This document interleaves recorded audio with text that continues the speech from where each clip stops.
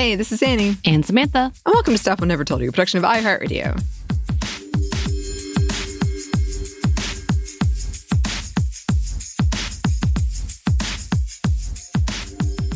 And today, for the Monday Mini, we are tackling a subject that is a much larger subject, so we're just going to focus in on some basics.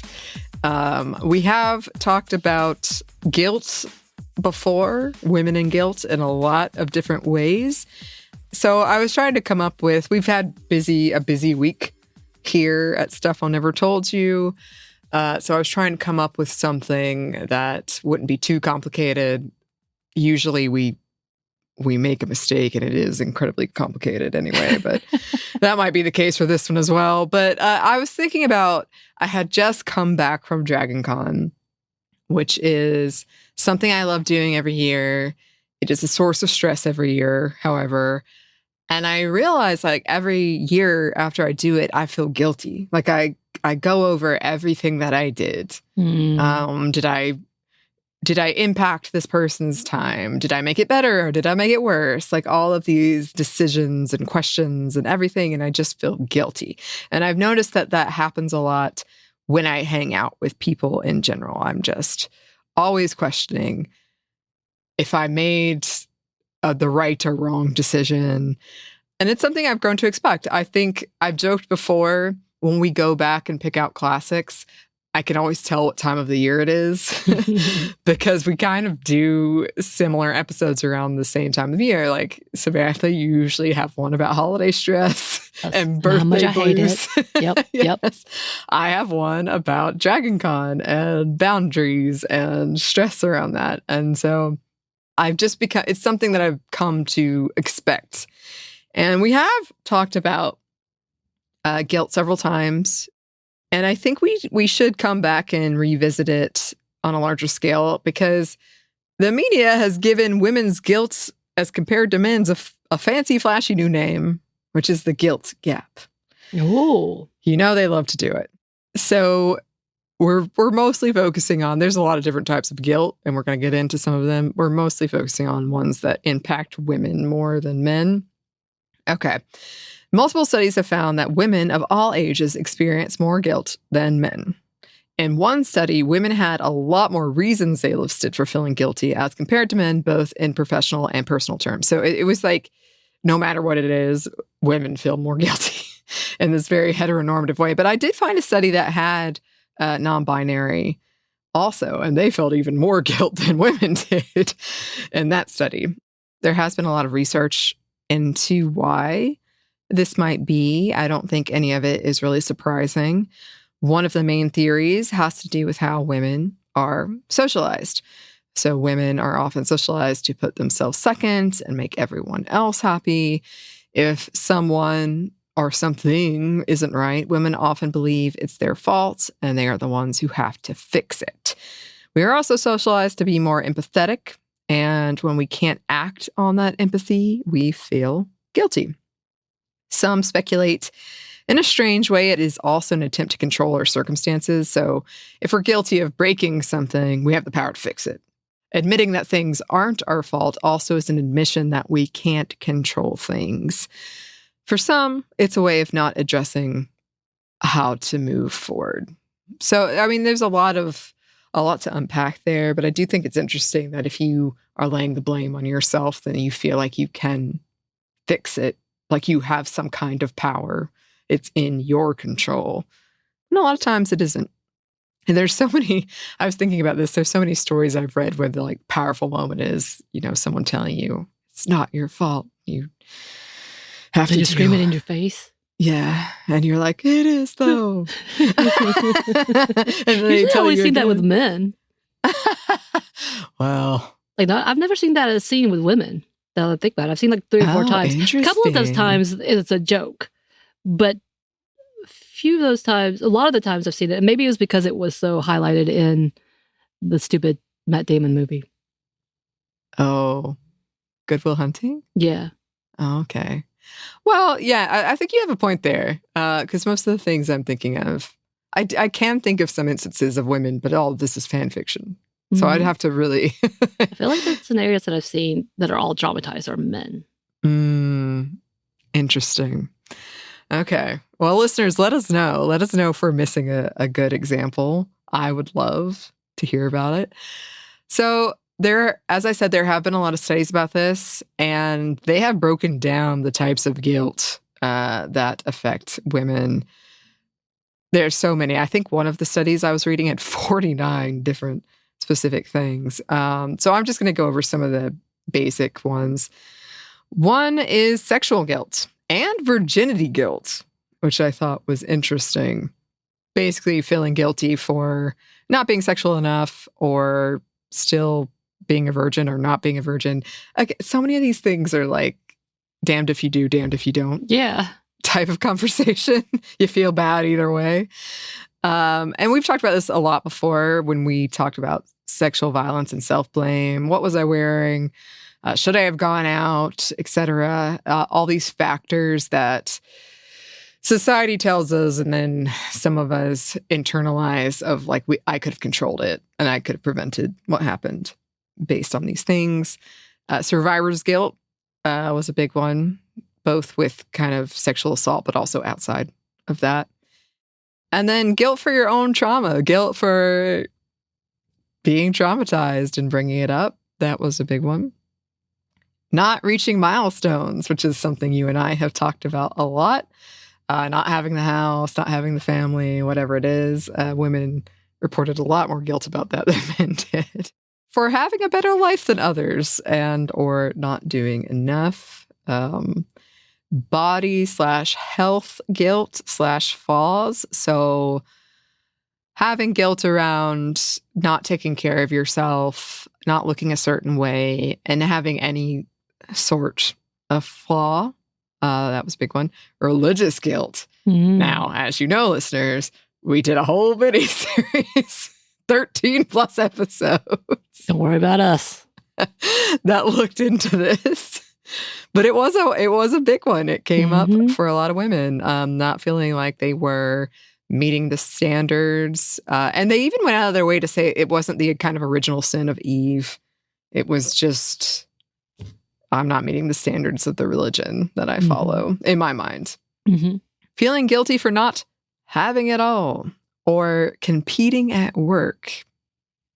I think there were a lot of work ones that were interesting, because it was essentially feeling guilty for not doing enough, but also for, like, I don't know, bragging or doing too much. Damned if you do, damned if you don't again. Feeling like you can't make mistakes and guilty if you do.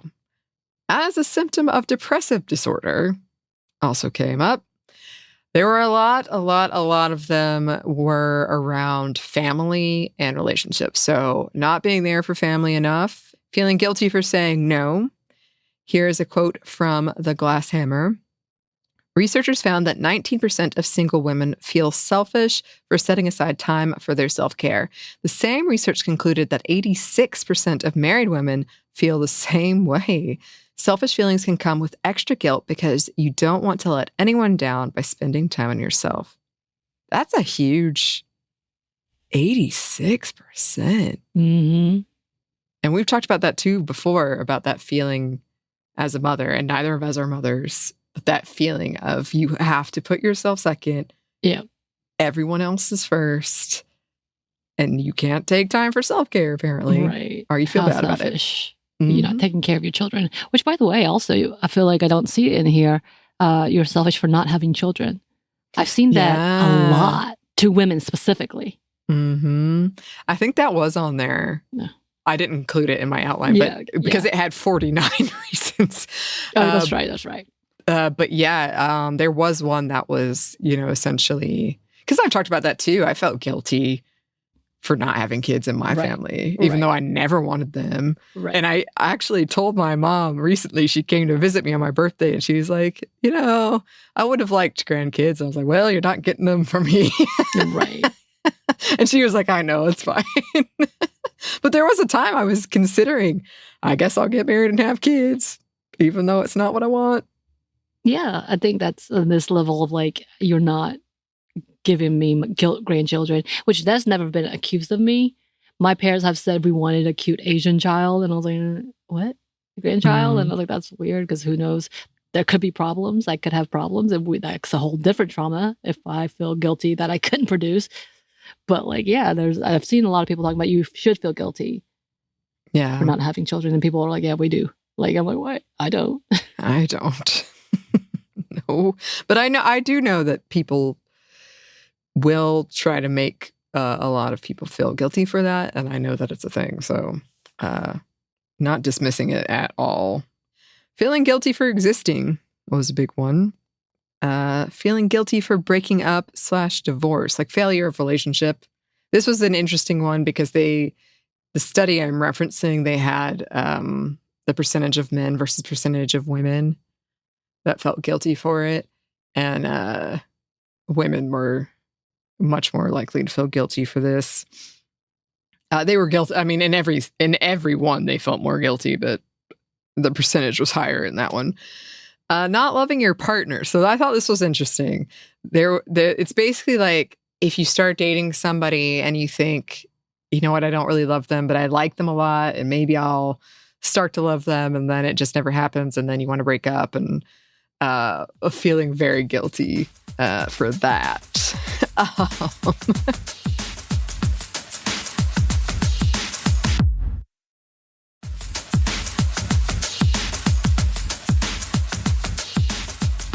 Here's a quote from a study called The Wide Variety of Reasons for Feeling Guilty in Adults, findings from a large cross-sectional web-based survey by Tobias Luck and Claudia Luck-Sikorsky.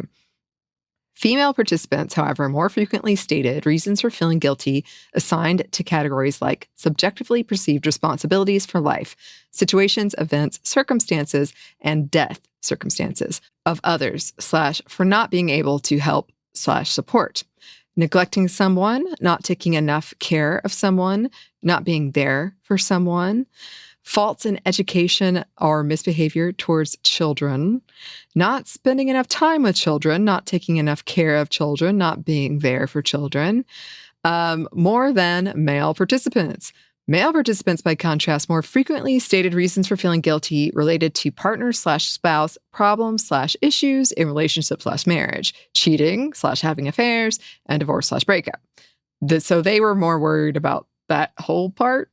And it seems women were more worried about like everybody else in their life, like children, taking care of family, community. Like it's also cheating. Cheating. They brought onto themselves. They should feel guilty. Rightly so. Yeah. If you don't, you're a sociopath. It was pretty telling. And, you know, like with any study like this is self-reported. It was an internet study. But I do think it was pretty telling because some of the percentages were very stark in like men didn't seem to care about that at all. And women were really worried about it. But especially children, like that, it didn't seem the children came up too much with the men. And the low birth rate, I wonder why. Yeah, exactly. Exactly. Something else I wanted to note is that in this study, they found that older folks report less feelings of guilt. And they had a couple reasons for why they thought that was. One is kind of this idea of like looking back with regret versus just kind of accepting where your life went. And something called what they call the fading effect, which is just like once you get further away from something, you don't really regret it as much because this is your life now. You're not going to change it. So I did think that was really interesting, though, because a lot of times you see stories in the media where the older folks are like, I regret everything in my life. And, you know, they look back. But this study seemed to indicate like nah, we good. We're here. Yeah. So if you're someone like me who does struggle with a lot of just guilt for random things, there are a lot of tips out there, some that I wanted to include.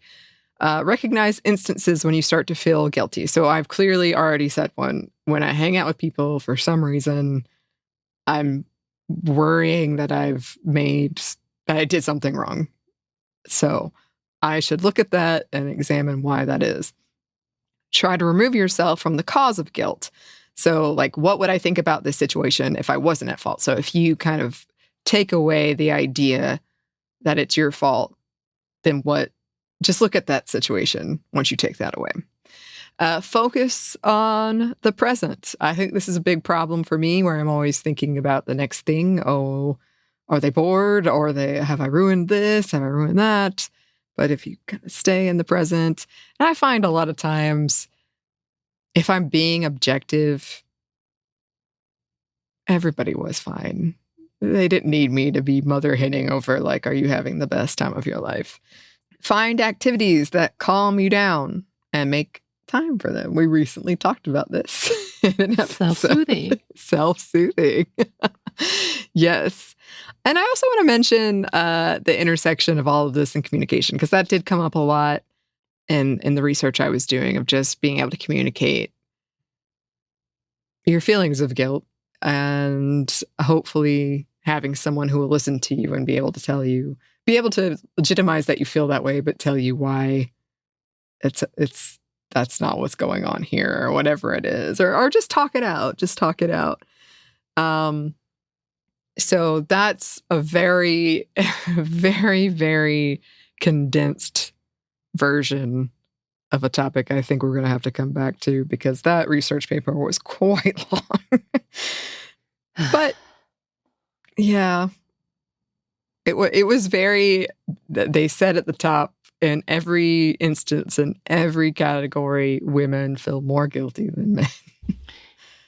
They said it flat out. So clearly it's a thing, and we should talk about it.